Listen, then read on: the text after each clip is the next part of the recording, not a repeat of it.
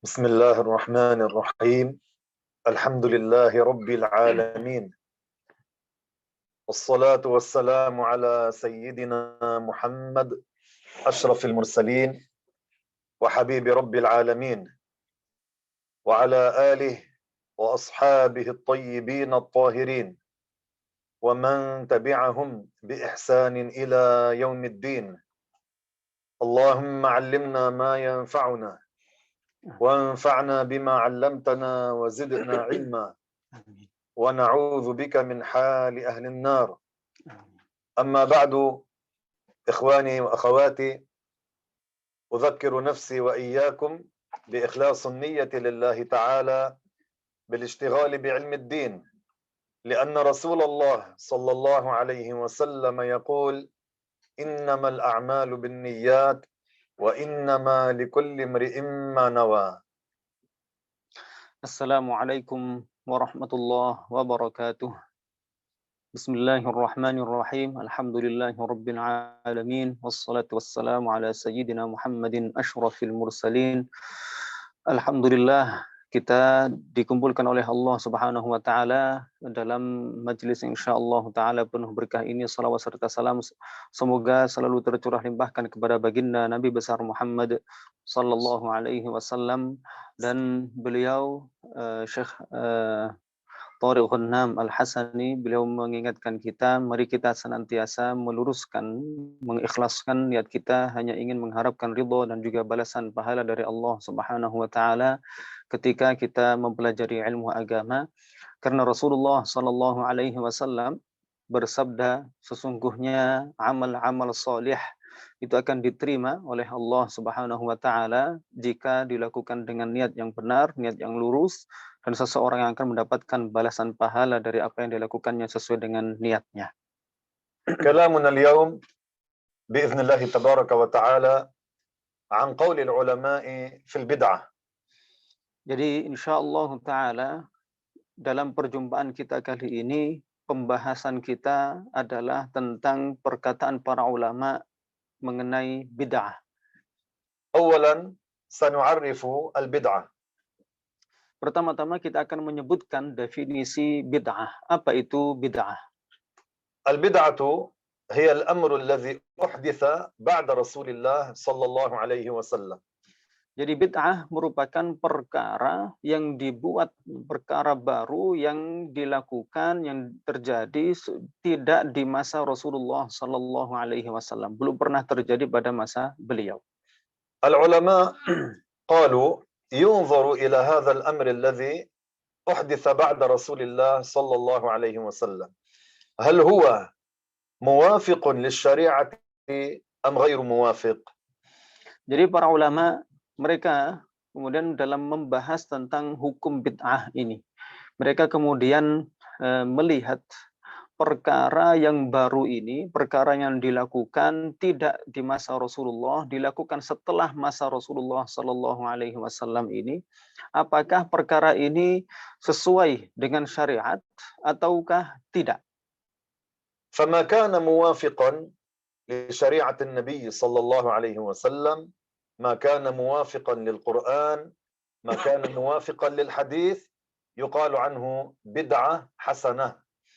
Jadi perkara-perkara baru yang dilakukan setelah masa Rasulullah Sallallahu Alaihi Wasallam, jika dia itu adalah perkara yang sesuai dengan syariat Rasulullah Sallallahu Alaihi Wasallam, dengan Al-Quran, dengan hadis dan seterusnya, maka apa? Ini disebut dengan bid'ah yang baik. وما كان غير موافق للقرآن والحديث يقال عنه بدعة سيئة. Sedangkan sebaliknya, yaitu perkara baru yang tidak sesuai dengan Al-Quran dan juga hadis, maka ini disebut dengan bid'ah yang buruk, bid'ah sayyi'ah. وسنتكلم ابتداء عن البدعة الحسنة وما هو دليلنا من القرآن ومن الحديث. Jadi kita akan membahas terlebih dahulu pembahasan tentang bid'ah hasanah dan juga mengenai apa saja dalil-dalilnya, mulai dari Al-Quran dan juga dari hadis.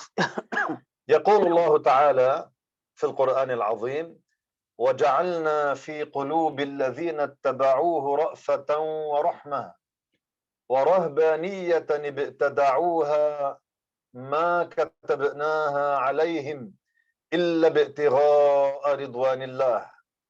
هذه الآية نزلت في حق أتباع عيسى المسيح عليه السلام. Jadi di dalam Al-Quran Allah Subhanahu wa Ta'ala menyebutkan ayat yang telah disebutkan oleh Syekh tadi, yaitu ayat tentang para pengikut Nabi Isa Al-Masih alaihi salatu wassalam. Allah Ta'ala madahahum fil Quran. Jadi dalam ayat tersebut di dalam Al-Quran Allah Subhanahu wa Ta'ala memuji para pengikut Nabi Isa alaihi salatu wassalam. Isi ayat tersebut adalah pujian bagi mereka. قال تعالى وجعلنا في قلوب الذين اتبعوه. اتبعوا من؟ اتبعوا عيسى عليه الصلاة والسلام. Jadi di dalam ayat tersebut disebutkan bahwasanya Allah Subhanahu wa Ta'ala menjadikan di dalam hati-hati para pengikutnya, yaitu pengikut siapa ini? Pengikut Nabi Isa alaihi salatu wassalam. وهنا ملاحظة مهمة أن الأنبياء كل الأنبياء جاءوا بدين واحد هو الإسلام. Dan di sini ada sebuah perkara yang patut untuk kita perhatikan secara khusus, yaitu apa? Bahwasanya seluruh nabi alaihi salatu wassalam semuanya membawa satu agama yang sama, yaitu agama Islam. فالدين الذي رضيه الله تعالى لعباده هو الإسلام لا غير. Jadi agama yang diridhoi oleh Allah Subhanahu wa Ta'ala yaitu agama Islam saja, tidak ada agama lain. فلا يقال الأديان السماوية. Maka tidak sepatutnya kita mengatakan agama-agama samawi. إنما يقال الشرائع السماوية. Akan tetapi kita mengatakan ada beberapa syariat yang diturunkan oleh Allah dari langit. في شرع عيسى عليه السلام الله تعالى فرض عليهم صلاتين في اليوم. Misalnya di dalam syariat Nabi Isa alaihi salatu wassalam, Allah Subhanahu wa Ta'ala mewajibkan, memfardukan 2 kali salat sehari semalam.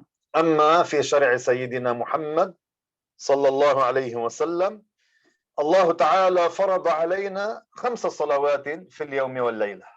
Akan tetapi di syariat Nabi kita Nabi Muhammad alaihi salatu wassalam, Allah Subhanahu wa Ta'ala mewajibkan, memfardukan ada 5 salat wajib, 5 salat fardu sehari semalam. فالاختلاف في بعض الأحكام في بعض أحكام الشريعة. Jadi perbedaannya itu hanyalah di sebagian atau di beberapa hukum-hukum syariat saja. أما العقيدة أما الدين فهو واحد. Akan tetapi agamanya, keyakinannya semuanya sama, semua satu. فمن دان بغير الإسلام واستمر عليه إلى أن مات على غير الإسلام فهو في الآخرة من الخاسرين.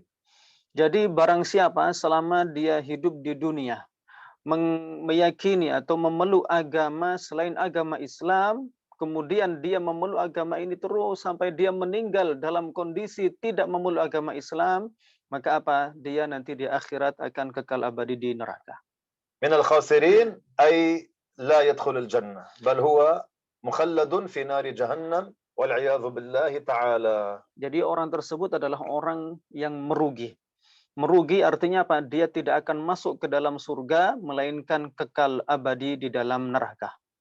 فالله تعالى مدح أتباع عيسى المؤمنين الموحدين الذين كانوا على الإسلام يتبعون شرع عيسى عليه السلام.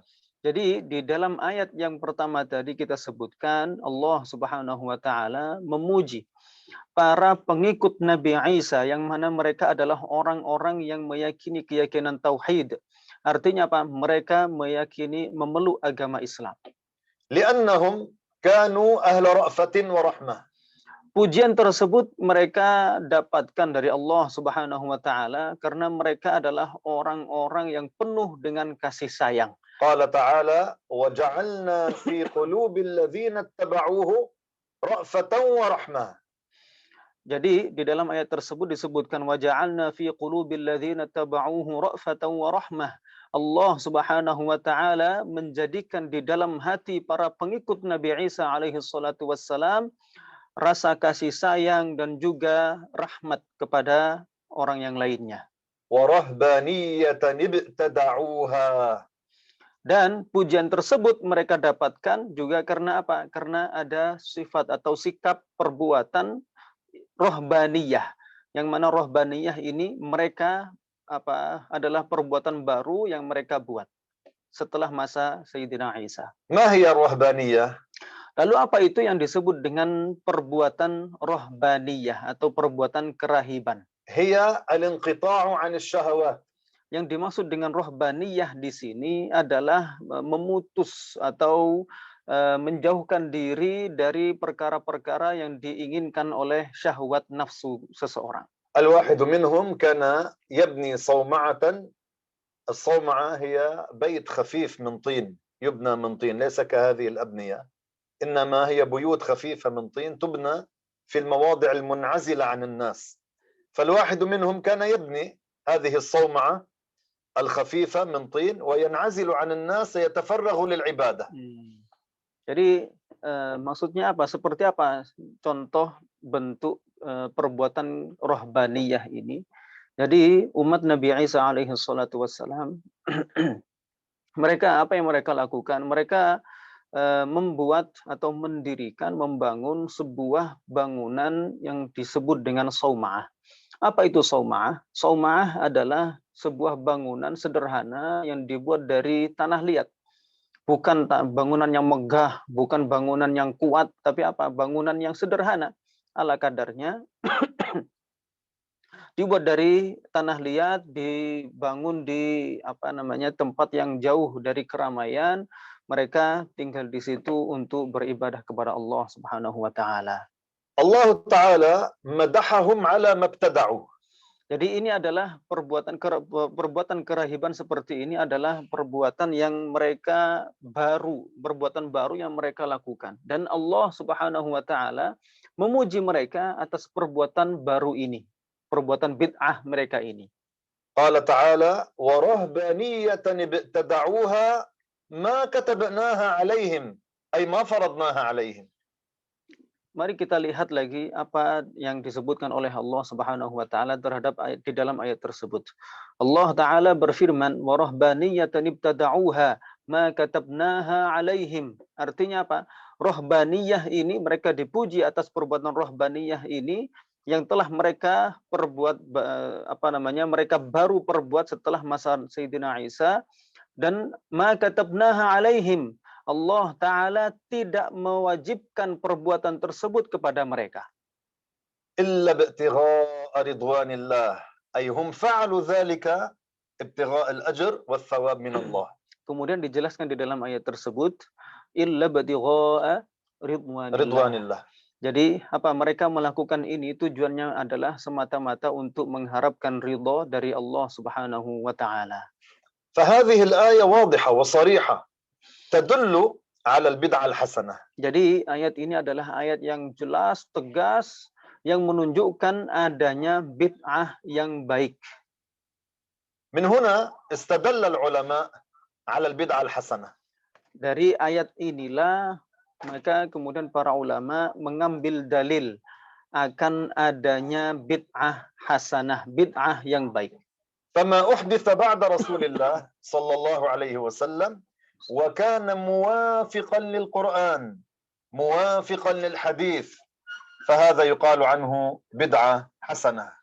Maka sesuai dengan ini semuanya, maka kita katakan bahwa perkara baru, perbuatan baru yang dilakukan setelah masa Rasulullah Sallallahu Alaihi Wasallam, jika dia itu adalah perkara baru yang sesuai dengan Al-Quran, sesuai dengan hadis dan seterusnya, maka apa? Ini disebut sebagai bid'ah hasanah, bid'ah yang baik. Fal-bid'atu kama qala Asy-Syafi'i radhiyallahu anhu ala darbain. Jadi bid'ah itu sesuai dengan yang dikatakan oleh Sayyidina Syafi'i radhiyallahu anhu, itu ada dua macam. Bid'ah hasanah wa bid'ah sayyi'ah. ada bid'ah yang hasanah, bid'ah yang baik, dan juga ada bid'ah sayyi'ah, bid'ah yang buruk. والأمثلة على البدعة الحسنة كثيرة. Dan contoh-contoh tentang bid'ah hasanah itu ada seabrek banyak. سيدنا عمر رضي الله عنه دخل يوما إلى المسجد في رمضان. Jadi suatu ketika misalnya Sayyidina Umar radhiyallahu anhu pada bulan Ramadan masuk ke sebuah masjid. ورأى الناس جماعات يصلون في المسجد، هذا يصلي جماعة يعني عدد قليل يصلون مع بعضهم، هذا يصلي وحده في صلاة التراويح. فقال سيدنا عمر رضي الله عنه إني أرى لو جمعت هؤلاء على صلاة قارئ واحد. Nah, apa yang kemudian didapati oleh Sayyidina Umar? Sayyidina Umar ketika masuk ke masjid tersebut, beliau mendapati bahwa ada sekian banyak orang yang melakukan menghidupkan malam bulan Ramadan dengan cara bagaimana sholat tarawih. Tapi apa? Beliau melihat di sini ada jamaah-jamaah. Artinya apa? Ada beberapa orang sholat jamaah bareng gitu kan. Tapi apa? Sedikit jamaahnya. Kemudian di pojokan lain, di sisi lain dari masjid tersebut ada orang yang sholat sendirian. Dan begitu. Artinya apa? Mereka nggak langsung jadi satu jamaah besar dengan satu imam. Akhirnya beliau apa? Beliau Sayyidina Umar mengatakan, saya ide saya itu adalah seandainya kalau mereka itu digabungkan dalam satu sholat jamaah dengan satu imam yang sama. Jadi seperti itu. فعزم على ذلك وجمعهم على صلاة أبي بن كعب وكان أقرأ الصحابة. Kemudian beliau pun melaksanakan ide atau gagasan beliau ketika itu. Kemudian beliau mengumpulkan umat Islam ketika itu yang ingin sholat di malam hari di masjid. Kemudian memerintahkan Ubay bin Ka'ab untuk mengimami mereka sholat tarawih. ثم دخل إلى المسجد فوجدهم يصلون بصلاة أبي كلهم جماعة واحدة وأبي رضي الله عنه كان يصلي بهم إماما. Jadi di malam kedua Sayyidina Umar radhiyallahu anhu kemudian beliau melihat umat Islam ketika itu sudah berkumpul sholat bareng jamaah dengan diimami oleh satu imam yaitu Ubay bin Ka'ab. فماذا قال سيدنا عمر رضي الله عنه؟ قال نعم البدعة هذه. Lalu tanggapan beliau ketika melihat hal ini? Tanggapan beliau adalah ni'mat al-bid'atu hadhihi. Artinya apa? Sungguh ini adalah bid'ah yang baik.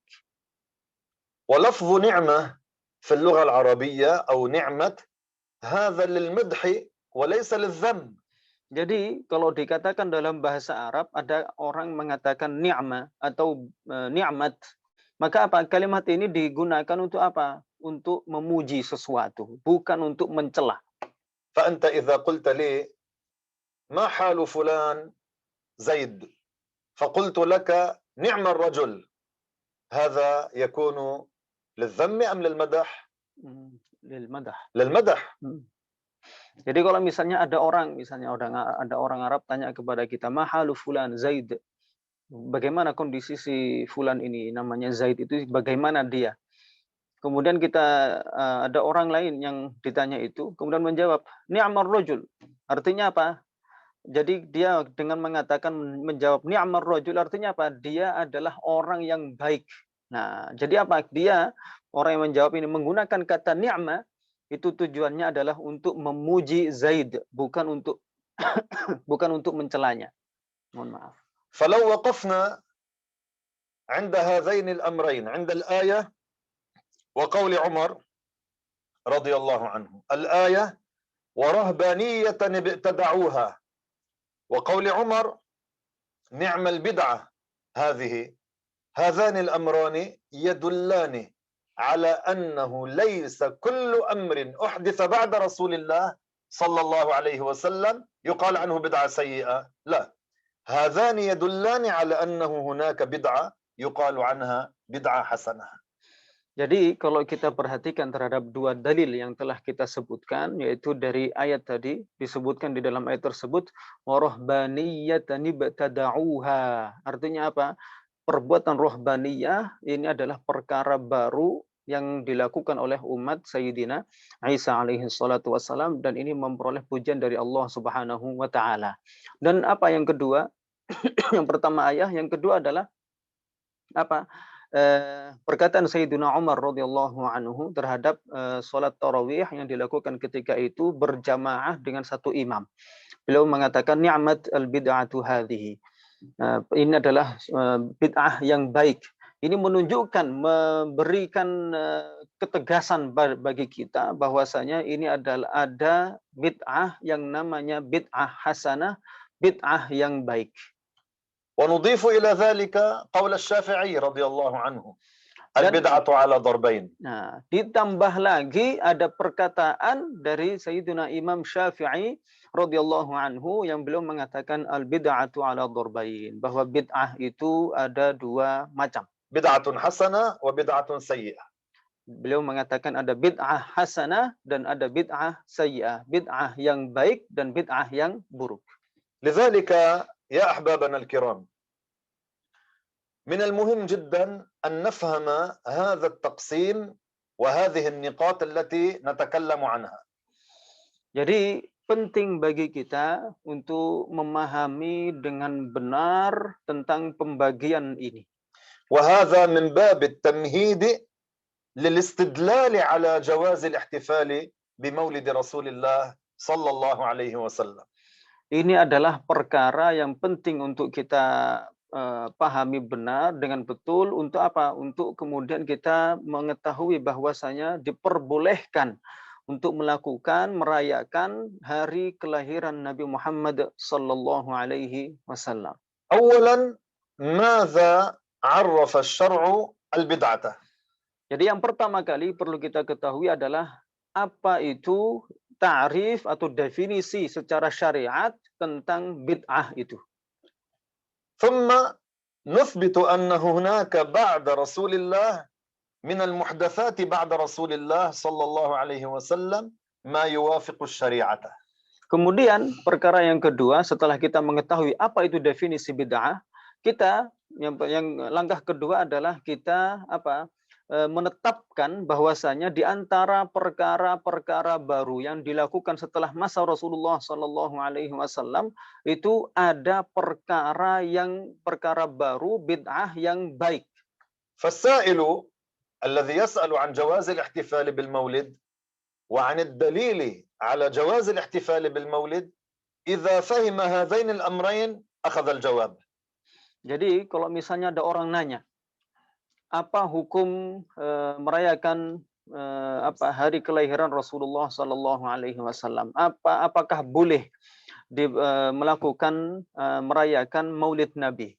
Maka kalau misalnya orang yang bertanya ini mendengar dari kita dua perkara tersebut. Yang pertama itu adalah definisi bid'ah. Yang kedua penetapan bahwa di antara bid'ah itu ada yang baik. Maka apa? Di sini dia kemudian telah memperoleh jawaban pertanyaan dia.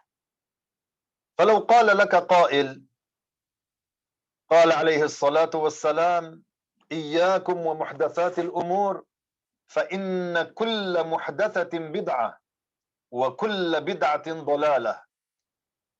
أورد هذا الحديث بزعمه ليقيم الحجة عليك بعدم جواز الاحتفال بالمولد. فما هو الجواب؟ Nah, kemudian kalau misalnya ada orang lagi datang kepada kita, dia kemudian datang kepada kita menyebutkan sebuah hadis Rasulullah Sallallahu Alaihi Wasallam yang mana isinya itu adalah larangan dari Rasulullah Sallallahu Alaihi Wasallam bagi kita untuk melakukan perkara-perkara baru. Iyyakum wa muhdatsatil umur, hati-hatilah terhadap perkara-perkara baru. Kemudian di situ dijelaskan fa inna kulla muhdatsatin bid'ah wa kulla bid'atin dhalalah. Karena setiap perkara baru adalah bid'ah. Kemudian di situ kullu bid'atin dhalalah. Yang kemudian apa? Dia memahami dari hadis tersebut bahwa setiap bid'ah pasti sesat. Maka apa yang kita katakan kepada dia? يقال له هذا الحديث عن البدعة التي لا توافق الدين. Maka kita jawab kepada dia, hadis ini, iya betul ini adalah sebuah hadis dari Rasulullah Sallallahu Alaihi Wasallam. Tapi apa? Ini hadis dari Rasulullah, ini ditujukan pada bid'ah yang tidak sesuai dengan agama. وهذه البدع كثيرة. Dan bid'ah yang tidak sesuai dengan agama, bid'ah yang sesat, bid'ah yang buruk, ini ada banyak. كبدعة المشبهة المجسمة الذين قالوا إن الله تعالى يسكن السماء ومنهم من يقول إن الله قاعد على العرش. هذه من البدع الضلالة، من البدع السيئة الاعتقادية الفاسدة والعياذ بالله. Jadi bid'ah dolalah atau bid'ah yang sesat, bid'ah yang buruk itu ada banyak. Di antaranya adalah bid'ah dalam masalah keyakinan. Keyakinan apa itu? Seperti apa? Seperti orang yang meyakini bahwasanya Allah itu ada tinggal di atas langit atau duduk bersemayam di atas arasy. Maka apa? Ini adalah termasuk bid'ah dalam masalah keyakinan. Dan bid'ah dalam masalah keyakinan itu adalah bid'ah yang buruk, bid'ah yang sesat. هنا من المهم أن نحفظ هذه القاعدة. Nah, dari sini kemudian kita penting bagi kita untuk memahami sebuah kaidah. المتغير حادث. Kaidah tersebut bagaimana bunyinya? Bunyinya adalah al-mutaghayyiru hadits. Sesuatu yang berubah pasti baru. والله تعالى كان قبل السماء. Dan Allah Subhanahu wa taala ada sebelum terciptanya langit. وقبل العرش. Sebelum adanya arsy. وقبل المكان. Sebelum adanya tempat. والله تعالى لا يتغير. Dan Allah Subhanahu wa taala tidaklah berubah. الذي يتغير لا بد له من مغير. Karena setiap yang berubah, segala hal yang berubah pasti butuh pada sesuatu yang lainnya yang merubahnya. وهذه حجة إبراهيم عليه السلام. Dan inilah argumentasi yang dilontarkan oleh Sayyidina Ibrahim alaihi salatu wassalam terhadap kaumnya. إبراهيم قومه كانوا يعبدون الكواكب. Jadi Nabi Ibrahim alaihi salatu wassalam, kaum yang beliau dakwahi itu adalah kaum yang menyembah bintang. هو أعطاهم دليلا عقليا على أن هذا الكوكب لا يصلح أن يكون ربا. Kemudian Nabi Ibrahim alaihi salatu wassalam memberikan hujjah, argumen, dalil bagi mereka bahwasanya argumen secara akal, dalil secara akal bahwasanya bintang itu tidak layak untuk menjadi Tuhan. قال لهم عن الكوكب لا أحب الآفلين. Beliau, Sayyidina Ibrahim mengatakan kepada mereka tentang bintang. Beliau mengatakan la uhibbul afilin. Artinya apa? Saya tidak menyembah sesuatu yang berubah. أي أن هذا الكوكب يأفل. Artinya apa? Artinya bintang ini itu berubah. ومعنى يأفل يغيب. Artinya ya'fal atau berubah ini dari segi apa? Dari segi bintang itu awalnya muncul kemudian hilang. ومعنى يغيب أنه يتغير من حال إلى حال. Apa artinya awalnya muncul kemudian tidak nampak lagi? Artinya apa? Ini artinya berubah dari satu kondisi kepada kondisi yang lainnya. فالذي يتغير يحتاج إلى مغير. Nah, sesuatu yang berubah butuh pada sesuatu yang lainnya yang merubahnya. والاحتياجية تنافي الألوهية. Dan sesuatu yang butuh itu apa? Tidak mungkin menjadi Tuhan. فإذن جملتان مهمتان في علم العقيدة. Jadi ada dua kalimat, dua kaidah yang sangat penting dalam ilmu akidah. المتغير حادث. Yang pertama adalah al-mutaghayyiru hadits. Sesuatu yang berubah itu pastilah baharu. والاحتياجية تنافي الألوهية. Kaidah yang kedua, al-ihtiyajiyah tunafi al-uluhiyah. Butuh itu apa? Menafikan ketuhanan. من فهم هاتين الجملتين أقام الحجة على المشبهة المجسمة الذين يعتقدون أن الله جسم يسكن السماء أو قاعد على العرش والعياذ بالله. Nah, orang yang memahami dua kaidah tersebut, maka dia sudah sanggup untuk istilahnya itu melontarkan argumen yang begitu kuat kepada orang musyabbiha, orang mujassimah, orang yang meyakini Allah Ta'ala adalah benda serupa dengan makhluknya, dan seterusnya. نرجع إلى الحديث. Kemudian kita kembali sekarang ke hadis tersebut. إياكم ومحدثات الأمور. Rasulullah Shallallahu Alaihi Wasallam bersabda, iyyakum wa muhdatsatil umur. Hati-hatilah terhadap perkara yang baru. فإن كل محدثة بدعة. Karena setiap perkara yang baru itu adalah bid'ah. هنا يقال هذا الحديث يفسر بالبدع السيئة. Nah, di sini hadis ini ditafsiri dengan bid'ah yang buruk, bid'ah sayyi'ah. فلو قال لك قائل كيف تفسره بالبدعة السيئة وفيه لفظ كل؟ Kalau misalnya ada orang kemudian nanya kepada kita, loh, kok bisa kamu mengatakan bahwasanya bid'ah ini, bid'ah yang dimaksud dalam hadis ini adalah bid'ah yang sayyi'ah saja, padahal di sini ada kata kul, artinya semua menurut dia.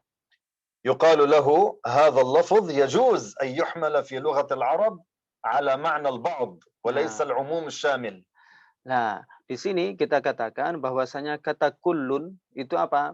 Itu dalam bahasa Arab bisa diartikan al-aghlab, artinya apa? Mayoritas, kebanyakan. Jadi apa? Tidak serta-merta, tidak melulu arti dari kul itu adalah semuanya, segalanya. جاء في الحديث عن النبي صلى الله عليه وسلم كل عين زانية. Karena telah disebutkan di dalam hadis yang sabit dari Rasulullah Sallallahu Alaihi Wasallam, beliau mengatakan kullu ainin zaniyah. ليس معناه حتى الأنبياء يقعون في النظر المحرم. Nah, makna zahirnya itu adalah kul, ini adalah segala, semua. Ain itu adalah mata, zaniyah itu apa namanya, itu berzina, artinya melihat perkara yang haram. Ini bukan berarti bahwa Rasulullah mengatakan semua mata, bahkan sampai mata para nabi itu juga melakukan melihat perkara yang haram untuk dilihat. لأن أنبياء الله يستحيل عليهم الوقوع في هذه المعصية وهي النظر المحرم.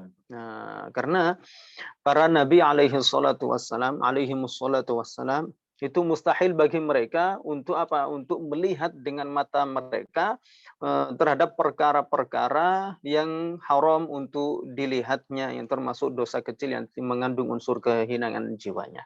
فهنا لو سأل سائل فإذا قال السائل الله تعالى حفظ الأنبياء من النظر المحرم وجاء في الحديث كل عين زانية يقال له معناه أن الكثير من العيون تقع في النظر المحرم.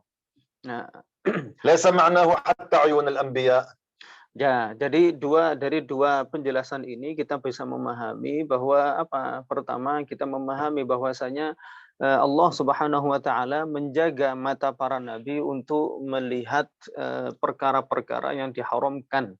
Jadi ini terjaga. Para nabi tidak melakukan hal itu. Sedangkan Rasulullah Shallallahu Alaihi Wasallam mengatakan kullu ainin zaniyah. Jadi apa? Di sini kita nggak bisa kemudian mengatakan bahwa hadis Rasulullah Shallallahu Alaihi Wasallam artinya semua mata itu berbuat zina, artinya melihat perkara yang haram. Tidak. Tapi artinya apa? Artinya mayoritas, kebanyakan mata itu melihat perkara yang diharamkan. كذلك في حديث رسول الله صلى الله عليه وسلم إياكم ومحدثات الأمور فإن كل محدثة بدعة. لو قال لك قائل كيف تقول هناك بدعة حسنة ورسول الله يقول وكل بدعة ضلالة. Nah, kemudian dari sini apa kita bisa melihat, bisa menjawab terhadap orang yang mengatakan terhadap hadis tersebut bahwa segala bid'ah, kata dia itu dalam hadis tersebut disebutkan adalah bid'ah yang dolalah, bid'ah yang sesat. Maka apa kita katakan bahwasanya hadis ini bukan bermakna semua bid'ah itu sesat. يقال له كما في الحديث وكل عين زانية المراد به أن الكثير من العيون تقع في النظر المحرم وليس المراد حتى عيون الأنبياء. كذلك في قوله عليه الصلاة والسلام وكل بدعة ضلالة أي البدعة التي لا توافق الدين، لا توافق القرآن، لا توافق حديث رسول الله صلى الله عليه وسلم. Maka begitu juga kita katakan kepada mereka sebagaimana dalam hadis Rasulullah Sallallahu Alaihi Wasallam, kullu ainin zaniyah. Ini tidak bermakna semua mata itu berzina, melakukan melihat perkara yang diharamkan, bahkan sampai mata para nabi. Nah, ini kita tidak mengatakan hal itu. Maka kita artikan hadis tersebut bahwasanya mayoritas, kebanyakan dari mata itu apa? Melakukan melihat perkara yang diharamkan untuk dilihat.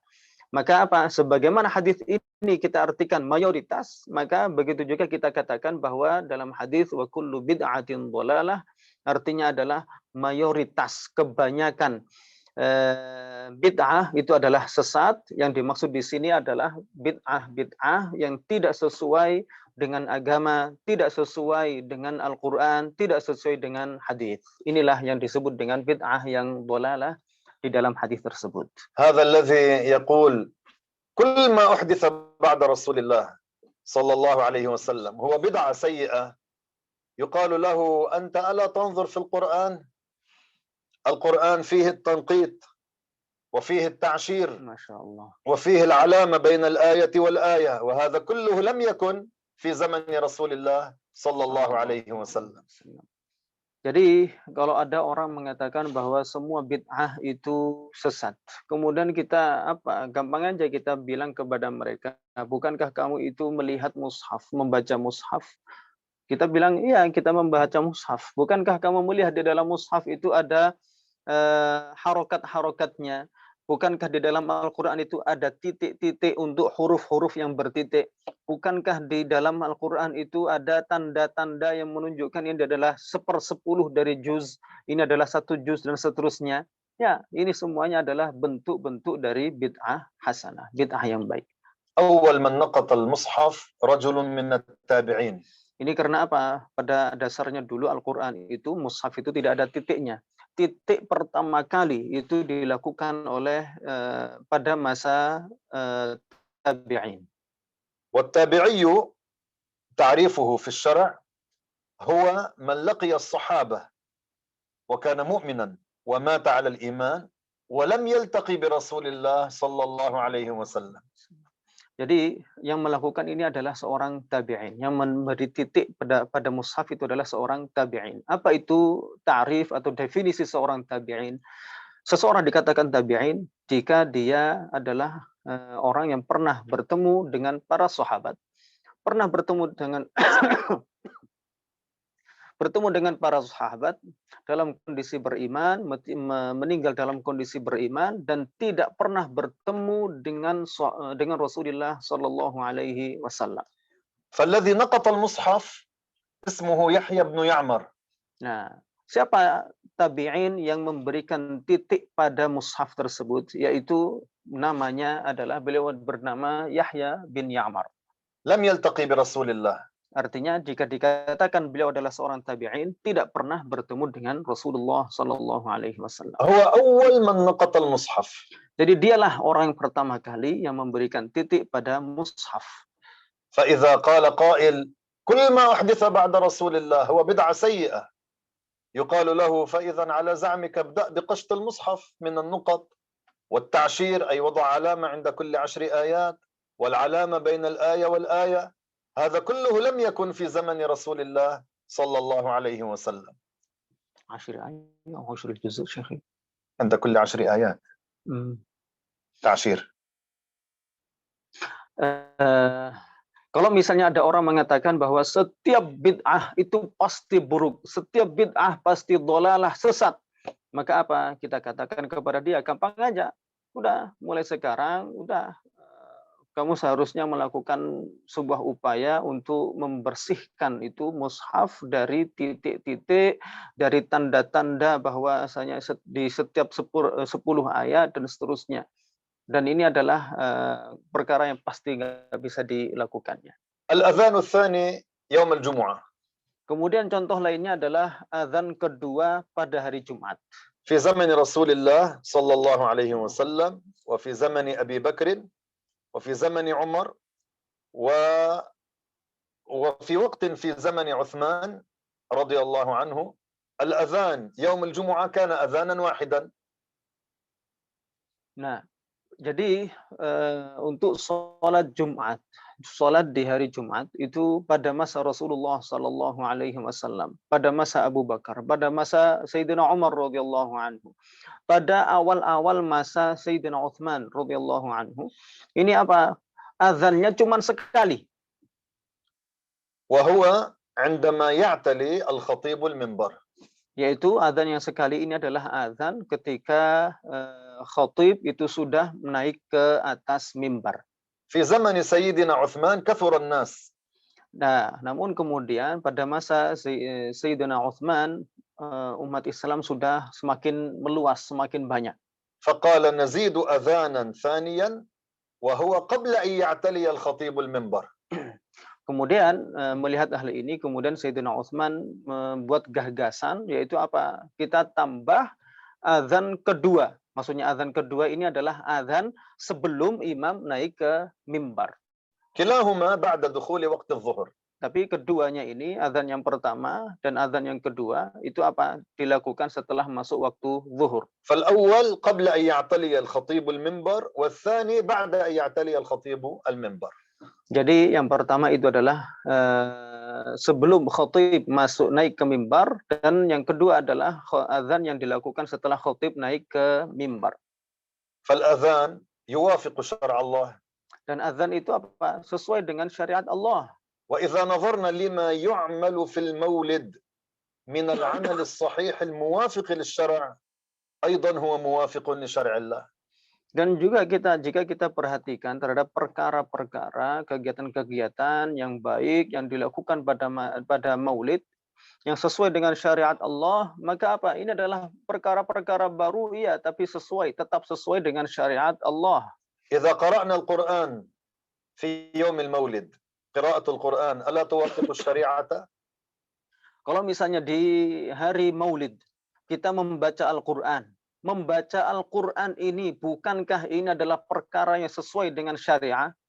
إذا مدحنا رسول الله صلى الله عليه وسلم هذا ألا يوافق شرع الله؟ الله تعالى مدحه في القرآن وإنك لعلى خلق عظيم. Dan bahkan jika di hari maulid kita membaca, melontarkan pujian-pujian kepada Rasulullah Sallallahu Alaihi Wasallam, bukankah ini sesuai dengan syariah juga? Iya. Bahkan Allah Subhanahu Wa Taala juga memuji Rasulullah Sallallahu Alaihi Wasallam di dalam Al-Quran. Wa innaka la'ala khuluqin azim. Artinya apa? Sungguh engkau wahai Muhammad berada dalam akhlak yang begitu agung. فإذا ما أحدث بعد رسول الله صلى الله عليه وسلم كيف يتكلم فيه؟ كيف نتكلم بما أحدث بعد رسول الله؟ Jadi jika kita membahas tentang perkara baru yang dilakukan setelah masa Rasulullah, bagaimana? Apa yang kita katakan tentang perkara baru tersebut? أولا الكلام ليس لنا. Kemudian maka kita katakan bahwasanya yang berhak berkomentar tentang ini itu bukan kita. Al-kalam li ulama al-Islam. Yang berhak berkomentar tentang perkara baru setelah Rasulullah Sallallahu Alaihi Wasallam itu adalah para ulama. بعض الناس في هذه الأيام يهجم هجوما على الفتوى بلا علم. Jadi sebagian banyak orang sekarang di masa kita ini itu apa istilahnya itu memberanikan diri, sangat berani untuk berfatwa dalam masalah agama tanpa ada didasari ilmu agama yang benar. يتسرعون في الكلام. Mereka gegabah dalam berbicara. لذلك أنا أحذر من الفتوى بلا علم. Maka beliau memberi peringatan kepada kita, memberi pesan kepada kita, jangan sampai kita gegabah dalam memberikan jawaban dan berfatwa tanpa ilmu. ليس لنا أن نتكلم في شرع الله تعالى من عند أنفسنا. Kita tidak diperkenankan, tidak diperbolehkan untuk berbicara apapun dalam syariat Allah kecuali didasari dengan ilmu agama. العلماء ينظرون فيما أحدث بعد رسول الله. Jadi para ulama mereka itu memperhatikan, melihat, meneliti apa saja hal yang dilakukan setelah masa Rasulullah Sallallahu Alaihi Wasallam. Perkara baru apa saja yang dilakukan setelah masa Rasulullah. ويعرضونه على قواعد الشريعة. Kemudian apa yang mereka lakukan? Mereka kemudian mengembalikannya kepada syariat Allah. ما كان موافقا يقال عنه بدعة حسنة.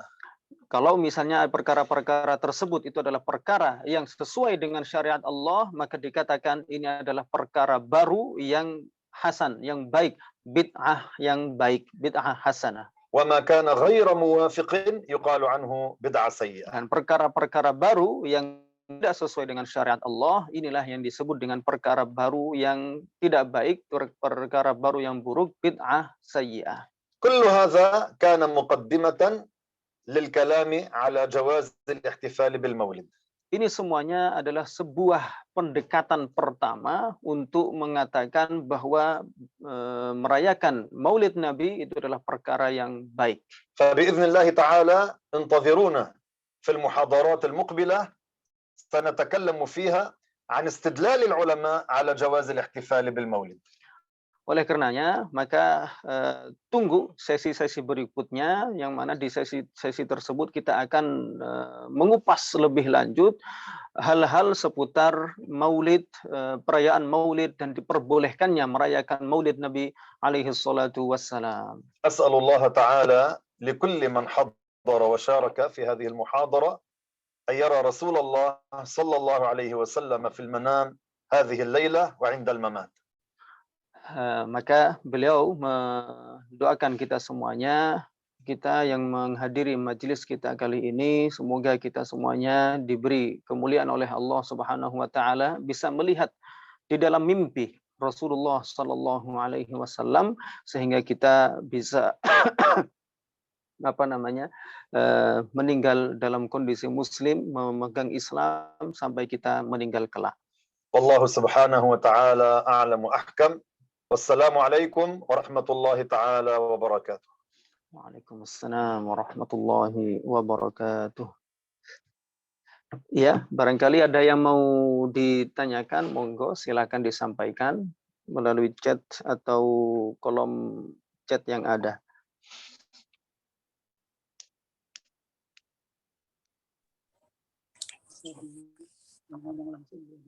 Ya, ini sudah diperbolehkan untuk buka mic-nya, bisa dibuka kalau ada yang mau bertanya.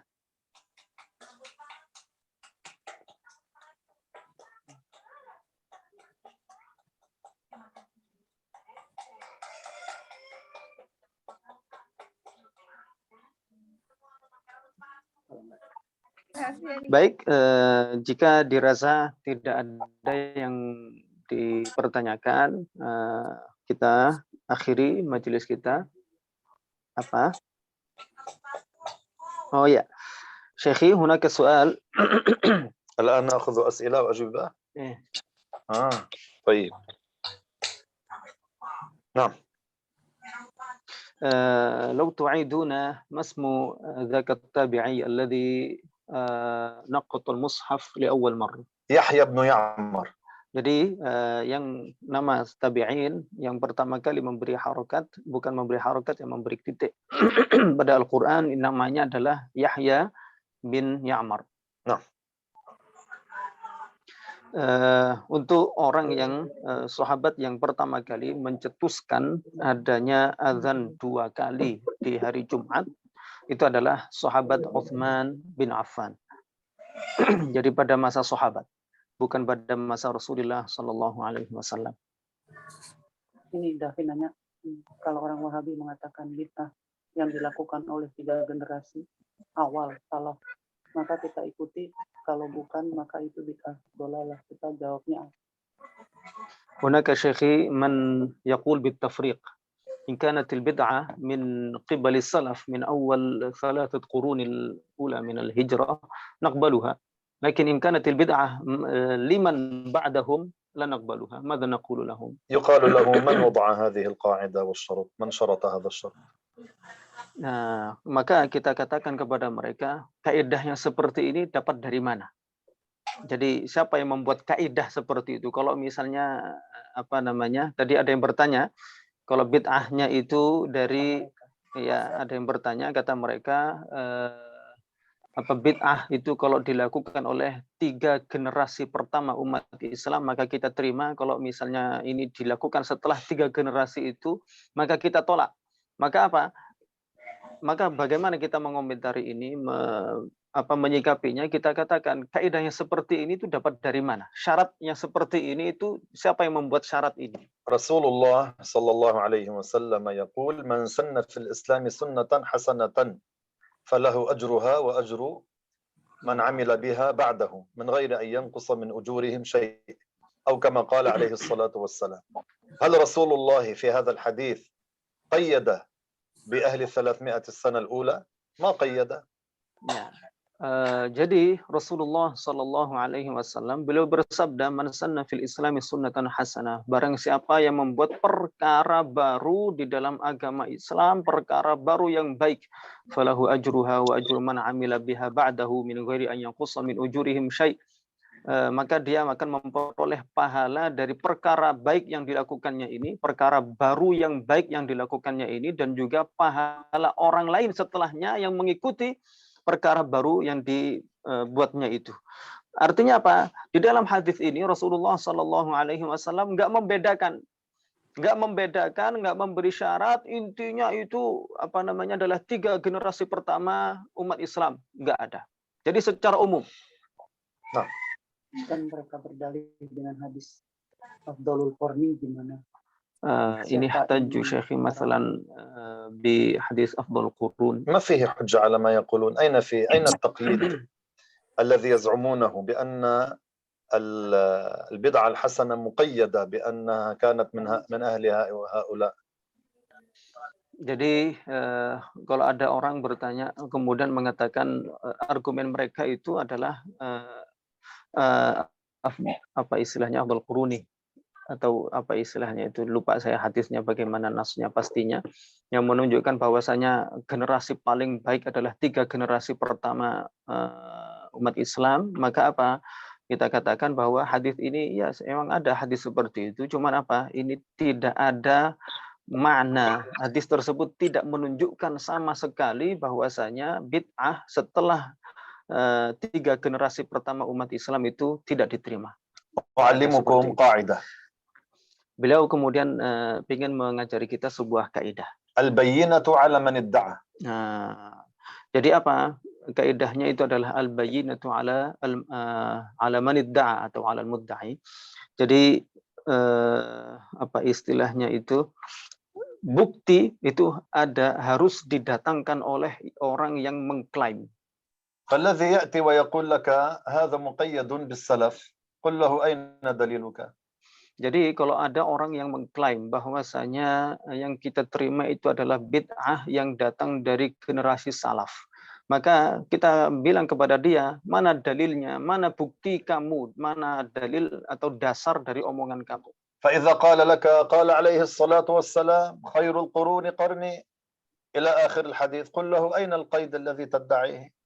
Nah, kalau misalnya dia mengatakan kemudian dalilnya itu adalah khairul quruni qarni, generasi paling baik itu adalah generasiku dan seterusnya, maka apa? Kita katakan mana dalilnya terhadap syarat yang kamu sebutkan tadi. Jadi seperti itu. Hunaka syekh man yurid an tu'idu lahum al-bayan an adhan ats-tsani, an al-adhan ats-tsani fi yaum al-jum'ah. يوم الجمعة الأذان كان أذانا واحدا. Jadi sholat Jumat itu pada dasarnya azannya itu cuma sekali. وهو بعد دخول وقت الظهر وقبل أن يعتلي الخطيب المنبر. بعد دخول وقت الظهر قبل أن يعتلي الخطيب المنبر. Ya, jadi apa? Jadi azan cuma sekali, yaitu azan yang dikumandangkan setelah masuk waktu zuhur, tapi apa? Sebelum khatib naik ke mimbar. فلأجل منادات الناس الأذان ما هو منادات الناس للصلاة. Jadi apa? Untuk memanggil atau menyeru umat manusia untuk salat. Jadi azan itu adalah panggilan, seruan untuk melaksanakan salat. فلأجل منادات الناس ليأتوا ليجتمعوا لصلاة الجمعة أحدث عثمان رضي الله عنه أذانا ثانيا وهو الأول الآن الذي بعد دخول وقت الظهر. معناه شيخي ini ذاك الأول بعد صعود الخطيب المنبر. صحيح. الأول في زمن عثمان، في زمن رسول الله صلى الله عليه وسلم وأبي بكر وعمر، هو كان بعد صعود الخطيب إلى المنبر. هذا هو الأذان كان. Jadi saya ralat tadi bahwa azan pertama, azan yang awal itu apa?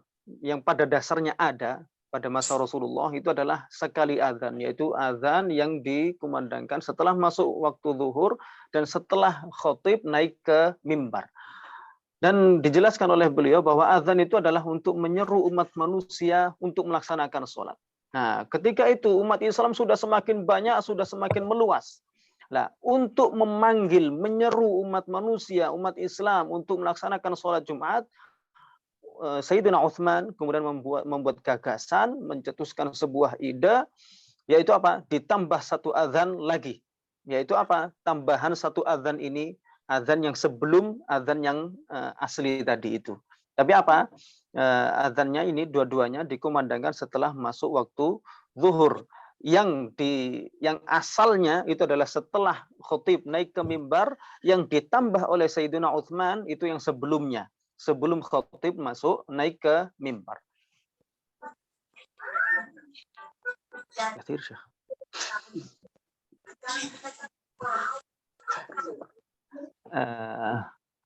من يعطي الأشكال للحروف شيخ للمصاحف تشكيلات الحروف الضمة والكسرة والفتحة لا أدري. Beliau belum mendapatkan penjelasan tentang siapa yang pertama kali memberikan baris atau harokat dalam Al-Quran, dalam mushaf. أما التنقيط الجيم والخاء والباء والتاء والنون هذا عمله يحيى بن يعمر. Jadi pada dasarnya mushaf itu pada masa Rasulullah tidak ada titiknya, tidak ada harokatnya sama sekali. Siapa yang membuat titik pertama kali pada nun, pada jim, pada ba dan seterusnya? Ini apa? Siapa? Yaitu Yahya bin Ya'mar. Adapun siapa yang memberi harokat fathah kasrah dhammah barisnya itu siapa?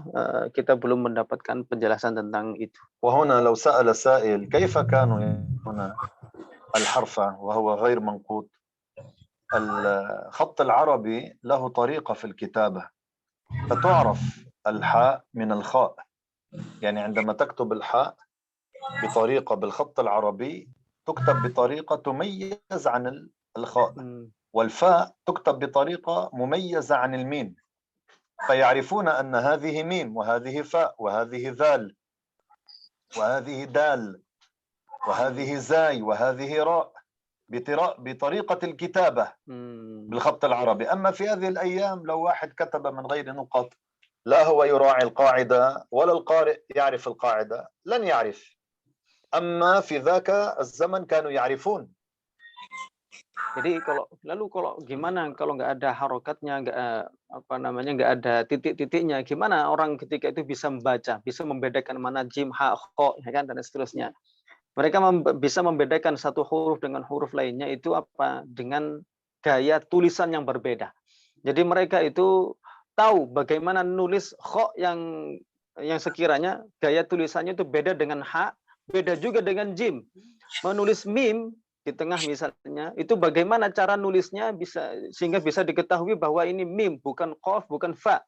Juga seperti itu dengan kaf, dengan lam, ro dan zal, ro dan zai, dal dan zal, dan seterusnya, ain dan ghain. Nah, ini semuanya itu apa? Mereka tahu bagaimana cara membedakan dengan tulisan. Yang nulis tahu caranya nulisnya bagaimana, dan orang yang membaca juga tahu bagaimana cara membaca. Oh, ya kalau seperti ini jim, ini ha, ini kho, dan seterusnya. Adapun orang yang sekarang yang nulis nggak paham kaidahnya, yang baca juga nggak paham juga. Jadi penting untuk dikasih titik-titik tersebut. Soalan akhir Syekh, hunaka man yata'allam al-Qur'an min yani ma yuqalu anhu tarjamatul Qur'an. ما حكمه من غير أن يتعلم من عارف ثقة؟ يتعلم بزعمه ترجمة يعني تفسير تفسير القرآن يعني يريد أن يفهم القرآن لكن عبر ما يكتبونه ويسمونه بترجمة القرآن. لا يفعل، لا يفعل. أخذ العلم القرآن وتفسير القرآن ومعاني القرآن هذا يؤخذ من العلماء، من الثقات، ليس من أي واحد. Jadi kalau ada orang ولا يجوز ترجمة الآيات، ترجمة الآية هذا لا يجوز. Jadi apa istilahnya, jika ada orang yang ingin memahami Al-Quran, maka apa tidak selayaknya dia hanya mengandalkan bacaan saja, hanya membaca yang disebut oleh orang-orang sekarang sebagai terjemahan Al-Quran. Maka apa beliau menjelaskan kepada kita bahwasanya memahami Al-Quran, memahami makna Al-Quran, memahami tafsir dari Al-Quran, itu apa? Harus dari seorang yang alim, berilmu, dan bisa dipercaya. Bukan hanya sekedar membaca-baca saja. Kemudian beliau menekankan lagi kepada kita bahwasanya tidak boleh hukumnya menerjemahkan Al-Quran. Al-Quran nggak boleh diterjemahkan dan nggak bisa diterjemahkan. Yang diterjemahkan itu apa? Maknanya. رسول الله صلى الله عليه وسلم أمر بالتعلم وبين كيفية التعلم. قال عليه الصلاة والسلام يا أيها الناس تعلموا فإنما العلم بالتعلم ليس بالمطالعة بالكتب من غير أن يتلقى هذا العلم من عارف ثقة. Jadi Rasulullah Shallallahu Alaihi Wasallam memerintahkan kita untuk mencari ilmu, dan beliau juga menjelaskan kepada kita caranya kita mendapatkan ilmu itu bagaimana. Kemudian beliau mengatakan, ya ayyuhan nas, wahai umat manusia, ta'allamu, carilah ilmu, fa innal ilma bitta'allum, karena mendapatkan ilmu itu caranya adalah dengan belajar. Artinya belajar itu apa? Belajar kepada seseorang. Bukan, beliau tidak mengatakan bil qiraah, tidak mengatakan dengan membaca, bukan mutola'ah, menelaah buku dan seterusnya. Bukan itu caranya. Rasulullah mengatakan bit ta'allum, dengan belajar kepada seorang guru. فإنما العلم فإنما العلم بالتعلم. بعض الكتب فيها ما يحذر. Karena apa? Karena sebagian buku itu atau yang kita sebut dengan kitab itu apa? Ada sebagiannya itu berisi tentang perkara-perkara yang harus ditinggalkan. كتفسير الجلالين. Seperti yang ada di apa istilahnya itu tafsir yang dikenal dengan tafsir Al-Jalalain. هذا الذي فيه من الفساد نحن نعتقد أنه دس على جلال الدين المحلي وجلال الدين السيوطي. Jadi ada dua perkara yang penting untuk kita pahami. Yang pertama, di dalam kitab tafsir Al-Jalalain yang beredar di kita, itu apa? Ada beberapa perkara yang harus dijauhi, tidak boleh diyakini kebenarannya. Ini yang pertama. Yang kedua, dan kita meyakini bahwasanya Jalaluddin As-Suyuti dan juga Jalaluddin Al-Mahalli, pengarang kitab tafsir Al-Jalalain, itu tidak mengatakan perkara yang keliru yang ada di tafsir Jalalain yang sekarang beredar di masa kita. ينسبون فيه الهم بالزنا لسيدنا يوسف. Di dalam tafsir Al-Jalalain yang beredar di kita sekarang itu apa? Di situ ada penisbatan adanya keinginan untuk melakukan zina bagi Sayyidina Yusuf alaihi salatu wassalam. وهذا فساد وضلال. Jadi menisbatkan keinginan zina kepada seorang nabi, Nabi Yusuf alaihi salatu wassalam, itu adalah sesuatu yang keliru. الذي يريد السلامة لدينه لا يعتمد على نفسه بالمطالعة. Jadi orang yang ingin mendapatkan keselamatan bagi dirinya dalam agamanya, maka apa? Maka hendaklah dia tidak mengandalkan hanya sekedar membaca-baca, menelaah-nelaah kitab atau buku yang ada. إنما يتعلم عند أهل العلم الثقات. Jadi hendaklah dia mempelajarinya, belajar langsung kepada seorang yang berilmu, orang yang alim dan bisa dipercaya, alim yang thiqah. كما أمر رسول الله صلى الله عليه وسلم. Sebagaimana yang telah diperintahkan oleh Rasulullah sallallahu alaihi wasallam.